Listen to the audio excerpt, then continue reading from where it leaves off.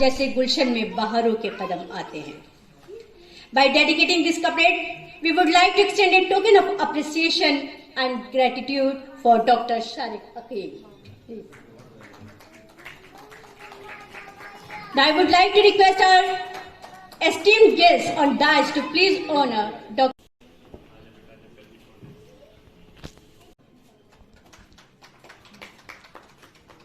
Last but not the list Imran मिंटोई। Imran please. ये सब वो लोग हैं जिन्होंने दिन रात एक करके, he is a teacher and social activist and done an astonishing amount of work being on the front line helping during the deadly corona virus time. People like him need to be appreciated for helping others under very, very difficult pandemic situations. अल्लाह करे pandemic continue ना करे, लेकिन आप लोग की खिदमत और मेहनत कंटिन्यू करती रहे। सारे अवार्डीज एक साथ आ जाए please, hurry up. All the awardees in this category, mother Teresa memorial humanitarian award category please. यही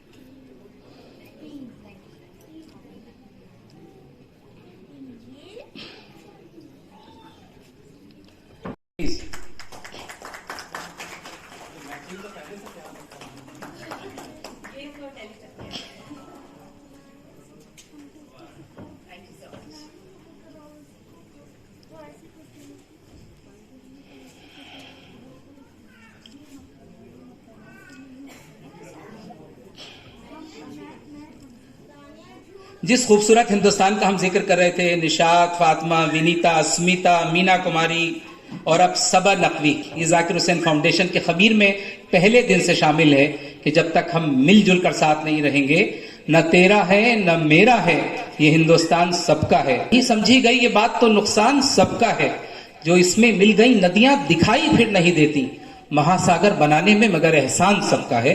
आइए अब मैं गुजारिश करता हूं Fatima Saba Naqvi, who is trustee lady of light charitable trust Amroha and she is also chartered accountant. Chartered accountant आप जानते हैं कितनी मुश्किल, कितनी तपस्या से बनते हैं, कितनी मेहनत करनी होती है। We are in fact delighted, honoured to honour Fatima Saba Naqvi.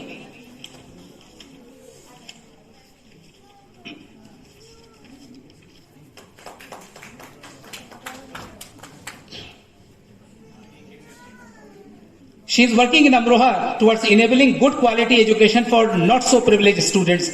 She is also working in the field of hygiene and health awareness campaign and waste to wealth through women empowerment program branded as Amroha Say.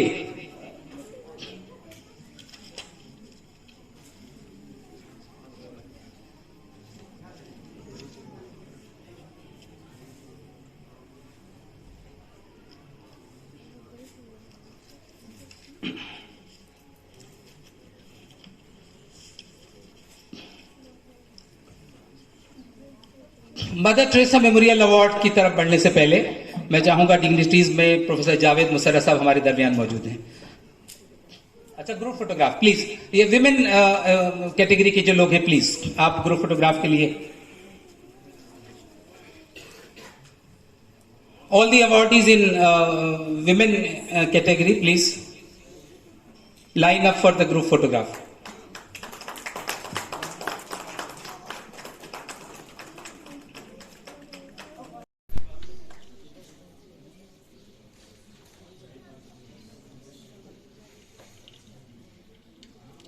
She is also Director Women Empowerment Cell, Azad Foundation.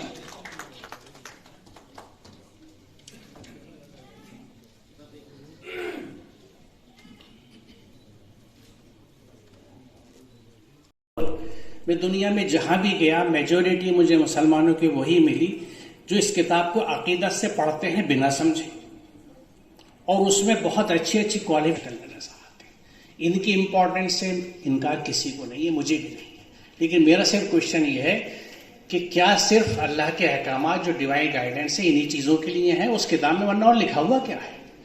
I never explored it कि इसमें लिखा हुआ क्या है। और उसमें जो एक बहुत अहम चीज लिखी हुई है, जो हमारी इबादत का एक बहुत अहम हिस्सा होना चाहिए, वो एहसान है।